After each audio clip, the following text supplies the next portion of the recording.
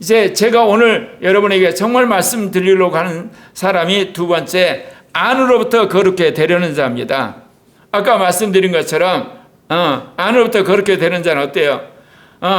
하나님의 영이 거주를 하고 성령이 내주하고 그리스도가 이제 오시니까 그 사람의 생명의 그 영이 역사를 하므로 분명히 그 사람 안에는 어떤 생명이 있는 건 맞아요.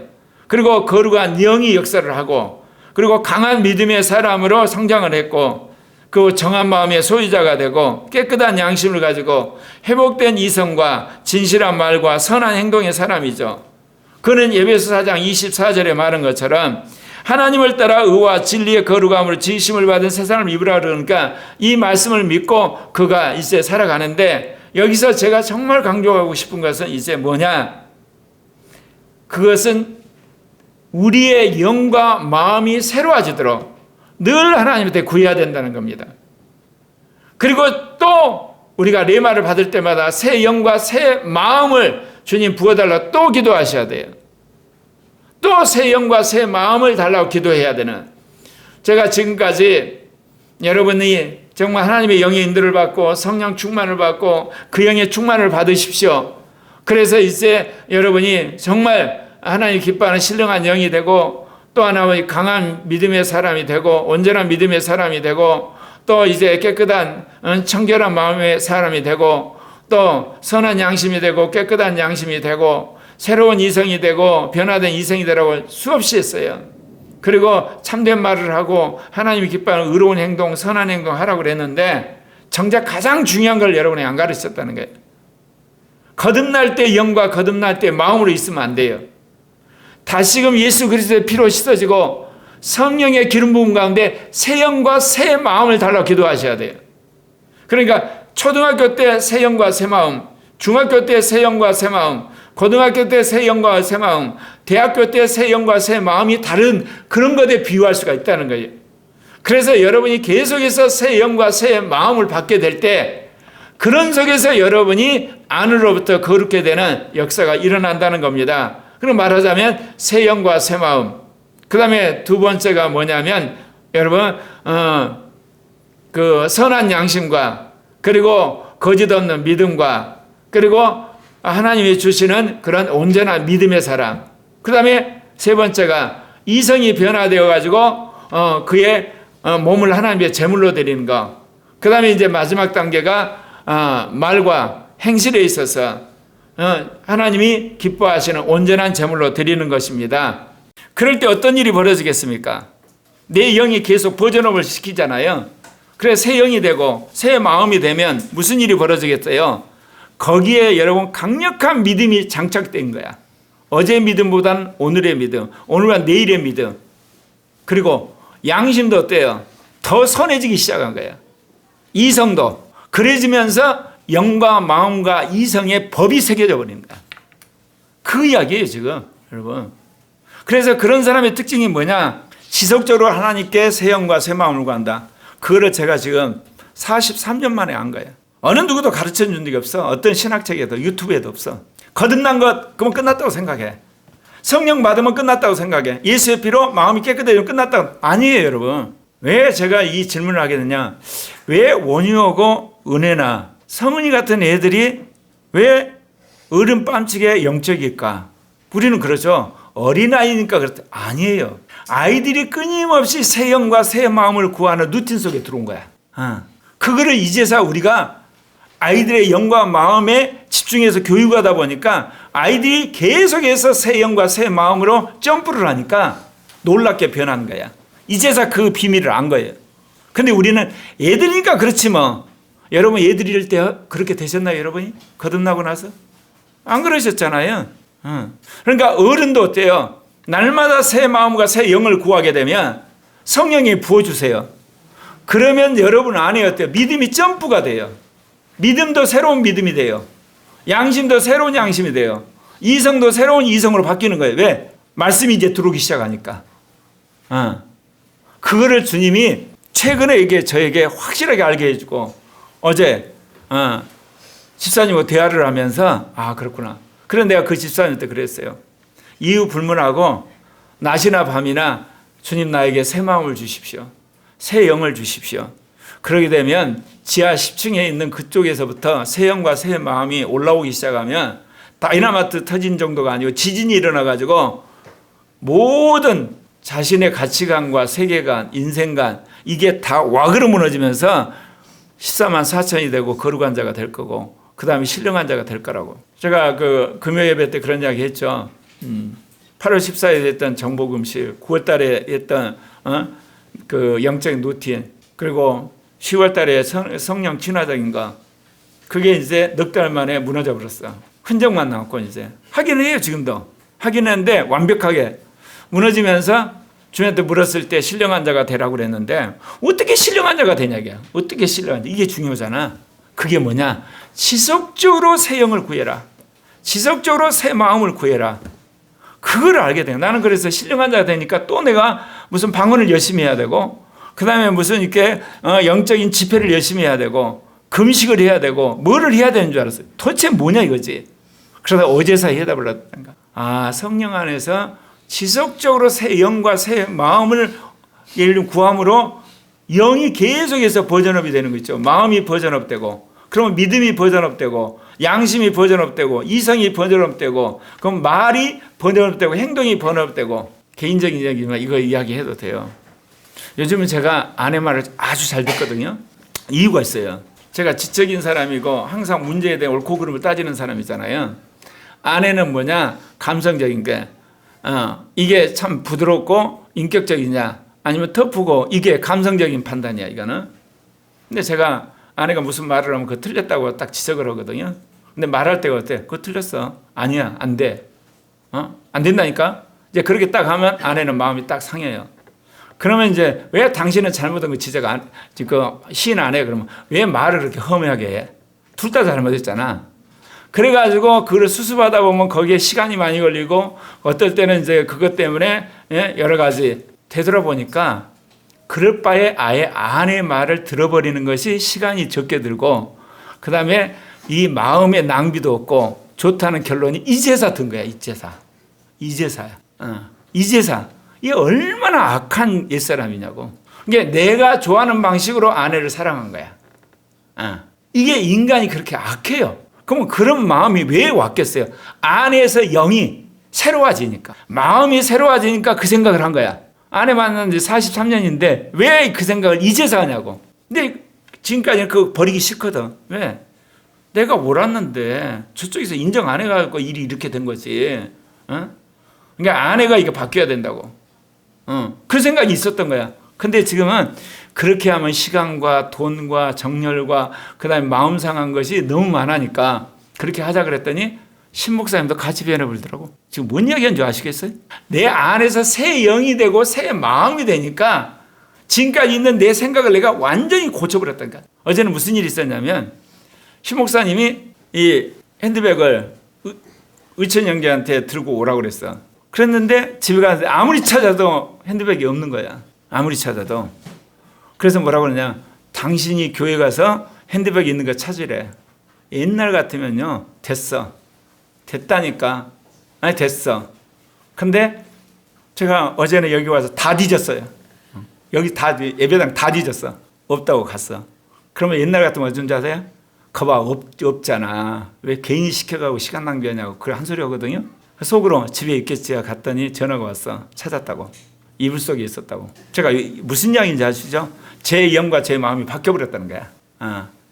옛날에 아내를 사랑해야 되기 때문에 내가 바뀌어야 된다 할 때는 안 바뀌는 거야. 왜?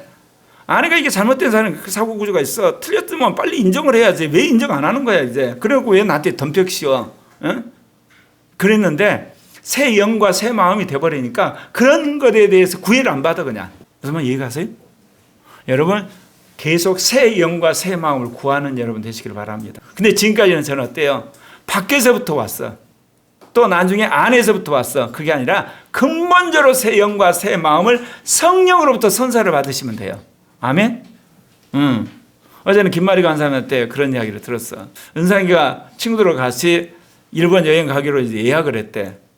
근데 김마리 간사님이 은상이한테 너 3시면 2시간 전에 가야 되면 넌 주일 예배 참석 못하네? 그러면 주일 성수법 안 새겨졌다? 그래서 김마리 간사님이 잔소리를 좀 했는가 봐요. 그러더니 은상이가 친구들은 3시 비행기로 가고 자기는 오후 9시 가기로 했대. 10만 원 더 주고. 비로소 주일 성수법이 새겨지기 시작했구나. 그런데 칭찬도 했어. 가치관이 바뀌고 생각이 바뀌어야 되거든요. 그러니까 친구들은 먼저 이게 3시 비행기 가고 자기는 나중에 가가지고 이제 가서 공항에 만나든지 뭘 만나겠지. 여러분, 지속적으로 새 영과 새 마음을 구하는 여러분 되시길 바랍니다. 근데 하나님이 어떤 일이 벌어지냐? 여러분 영과 마음으로 새로운 걸 구하지 않으면 여러분 인생에 슬픈 일이 생겨요. 그래서 여러분의 영이 구하게 만들어요. 여러분 마음이 구하게 만드는 거야. 그래서 우는 날이 오는 거야. 아픈 날이 오고 사람도 뒤틀어지고 힘들면 어때요? 안 되니까 어쩔 수 없이 앉아갖고 어때요? 하나님 왜 그렇습니까? 그러면서 여러분의 영이 이제 새로워지게 되는 계기를 주님이 강압적으로 만들어버린 거야. 아멘입니까? 이제 여러분 이걸 아셨다면 아예 날마다 주님 내 영을 새롭게 해주십시오. 내 마음을 새롭게 해주십시오. 그래야만 내가 새로운 믿음으로 그리고 새로운 양심으로 새로운 이성으로 새로운 언어로 새로운 행동으로 나갈 거 아닙니까? 이게 여러분 성화의 3번째 단계입니다. 그래서 여기 에스겔서 36장 26절 27절 몇 번 설교했던 대목인데 같이 읽읍시다. 또 새 영을 너희 속에 두고 새 마음을 너희에게 주되 육신에서 굳은 마음을 제거하고 부드러운 마음을 줄 것이며 또 내 영을 너희 속에 두어 너희로 내 율례를 행하게 하리니 너희가 내 규례를 지켜 행할지라. 그렇습니다. 두 번째, 이제 영과 마음이 새로워지면 이미 이야기했지만 뭐요? 청결한 마음과 선한 양심과 거짓 없는 믿음이 소유가 돼요. 마음도 그래요. 점점 깨끗해져 가는 거예요. 양심도 점점 선해져 가야 되는 거예요. 믿음도 점점 진실한 믿음이 되어가는 거거든요. 근데 그 기초가 어디라고요? 새 영과 새 마음으로부터 출발하는 거예요. 그래서 그 새 영과 새 마음을 구하는 게 중요해요. 그러면 새 영과 새 마음이 되면 그 다음 뭐를 이제 주님이 청소하게 했어요? 마음을 청소해요. 양심을 선하게 만들고 믿음을 이게 더 돈독하게 만드는 거거든요. 그래서 이 바울이 디모데한테 이야기한 거예요. 디모데전서 1장 5절 하시겠습니다. 이 교훈의 목적은 청결한 마음과 선한 양심과 거짓이 없는 믿음에서 나오는 사랑이거든. 그렇게 되는 겁니다. 그러니까 믿음이 더 강해지고 세지는 거야. 그리고 양심도 더 민감해지고 분명해지고 그리고 믿음도 진실해지고 그래서 하나님이 함께하는 그런 증거와 능력이 나타난다 그 이야기입니다. 아무쪼록 여러분들이 이제 믿음도 여러분 진실해지고 그리고 마음도 깨끗해지고 양심도 선한 여러분 되시기를 바랍니다. 그럼 여기서 끝나는 게 아니라 3번째 단계에 있어요. 이제 이성이 변화돼 가지고 몸을 거룩한 산 제물로 드리는 거예요. 하나님은요 우리가 예수를 믿는다 입으로 고백하는 것으로 끝나지 않아요. 절대로. 어디까지요? 모든 만물을 통치하고 그리고 인간을 사랑하는 그런 단계까지 가기를 원해서요. 그래서 이성이 이제 변화돼야 돼요. 그래서 몸을 거룩한 산제물로 드리는 것. 그렇게 되는 거예요. 로마서 12장 1, 2절 정말 많이 들었던 제목인데 읽겠습니다. 그러므로 형제들아 내가 하나님의 모든 자비하심으로 너희를 권하노니 너희 몸을 하나님의 기뻐하신 거룩한 산제물로 드리라. 이는 너희가 드릴 영적 예배니라. 너희는 이 세대를 본받지 말고 오직 이성을 새롭게 함으로 변화를 받아 하나님의 선하시고 기뻐하시고 온전한 뜻이 무엇인지 분별하더라. 게으르게 살면서 나태하게 살면서 예배 나오는 것도 힘들어하면서 예수 믿고 구원받았다는 거 누구 앞에 와서 이야기하려고 그래요? 완전히 신학자들과 목회자들이 사람들에게 비유 맞춰가지고 종교적인 집단 만들어 놓은 거예요. 초대교회 성도들은 복음 때문에 맹수의 밥이 되고 감옥에 갇히게 되고 집안에 쫓겨나고 그런데도 믿었는데 이거 완전히 뭐냐면 자기가 만든 복음 갖고 완전히 교회를 이렇게 타락시키는 거예요. 4번째, 이제 어디까지 가야 되겠습니까? 말과 행실과 사랑과 믿음과 정절의 본이 되는 거예요. 본이 되는 거예요. 왜냐? 믿음이 연약한 자를 뭐가 보고 따라오겠습니까? 본을 보면서 도전을 받는 거예요. 나도 저렇게 살아야 되겠다. 그럼 어떻게 살지? 그랬을 때 그 사람을 가르칠 수 있는 계기가 만들어지는 거예요. 옛날이야 권위적이야. 왕이 믿으니까 다 믿어라. 사장이 믿으니까 다 교회 나와. 그리고 총장이 믿으니까 다 나가. 이런 식의 시대였어요. 근데 오늘날 그게 안 된단 말입니다. 글로벌 시대요, 개인주의 시대요, 디지털 시대야. 그럼 뭐 갖고 사람들에게 복음을 전하냐? 말과 행실과 사랑과 믿음과 정결의 본이 돼야만 사람들이 모이는 거예요. 하나님 그런 교회를 만들려고 우리 교회를 30년 동안 계속해서 지금 하나님 구우는 거예요. 말씀으로. 이제 끝이 와 닿는 거예요. 지금. 자, 디모데전서 4장 12절 같이. 누구든지 내 연수함을 업신여기지 못하게 하고 오직 말과 행실과 사랑과 믿음과 정결에 있어서 믿는 자에게 본이 되어 믿는 자에게 본이 되는 거예요. 그 단계를 주님께서 통과하기를 원하신 거예요. 주님이 저에게 믿는 자의 본이 되기를 원하는 거예요. 목회자의 본이 되기를 원하고 은사자의 본이 되기를 원하고 선교사의 본이 되기를 원하고 기독교 운동가의 본이 되기를 원하세요. 그거를 보고 이 시대의 사람들이 예수를 믿게 되고 정말 성화에 대한 사모함이 생겨서 거룩한 자가 되니까 여기서 끝날 것 같죠? 마지막 5번째 단계가 남아있어요. 제가 계시록을 읽으면서 아주 이렇게 도전을 받은 이 구절이야. 같이 읽겠습니다. 제목 환난 가운데서 예수의 피로 행실을 씻어 이게 한다. 여러분 계시록에 보면 14만 4천이 되는데 뭐라고 이야기하냐면 환난 가운데 예수 피로 행실을 씻어 시게 한다. 여러분 예수의 피를 씻어서 우리가 의롭다움을 받았잖아요. 죄질 때마다 예수의 피로 씻잖아요. 그런데 왜 이게 첫째 부활한 사람들의 조건이 되냐고. 계시록 7장에 나와요. 이게 저들이 누굽니까? 그럴 때 거기 있는 천사 장로가 뭐라고 그러냐? 내게 말하기를 내 주에 당신이 아리라 그러니까 그가 나에게 이르되 이는 큰 환난에서 나오는 자들인데 어린 양의 피에 큰 옷을 씻어 시게 하였느니라. 자, 아까 말한 말과 행실과 그리고 사랑과 믿음과 정절이 있다고 하는 상황만 따져보면 그 상황은 여러분 호의적 상황이요 핍박받는 상황이요. 아까 4번에서 이야기한 거 디모데한테 이야기를 했지 않습니까? 디모한테 누구든지 내 연수함을 업신여기지 못하게 하고 오직 말과 행실과 사랑과 믿음과 정절에 있어 믿는 자의 본이 되라갈 때가 그 상황이 비교적 평온한 사랑이 아주 핍박이 심한 상황이야. 평온한 상황이에요. 사람들이 그냥 무시하는 정도지 잡아다가 감옥에 쳐놓고 죽이고 그런 상황이 아니라고요. 그러면 여러분이 언제 또 죄를 짓는다는 거야? 핍박받을 때, 환난당할 때, 경제적으로 엄청나게 와서 한마디로 사람들이 와서 재산을 강탈할 때 그때 여러분 안에 있는 악이 다 올라와요. 저 죽일 총 있으면 그냥 쏴. 저런 뭐 이렇게 나오잖아요. 그때 인간의 안에 있는 모든 악이 올라온 거야. 인간의 죄악이 올라오는 거야 이제. 그랬다는 거예요. 그걸 뭘로 씻어야 되는 거야? 예수의 피로 씻어요. 이게 환난 가운데서 예수의 피로 씻어 희게 했다는 거예요. 그러면 이제 이 사람은 어때요? 죄 짓는 거 모두가 예수의 피로 씻어지면 뭐만 남겠어요? 선하게 행한 거, 진실하게 행한 거. 그래서 4번째가 뭐냐면 환난을 당할 때예요. 핍박을 당할 때, 죽을 병에 걸릴 때, 억울한 일을 당했을 때, 엄청나게 손해를 당했을 때, 그랬을 때 도저히 내가 못 참는, 그래서 말로 행위로 악한 짓을 할 수 있거든요. 그럴 때 즉시 깨달았으면 예수의 피로 씻으라는 겁니다. 그럴 때 우리가 만 14만 4천이 되는 거예요. 왜냐하면 인간의 연약함 때문에 그게 나와요. 안 그러겠습니까?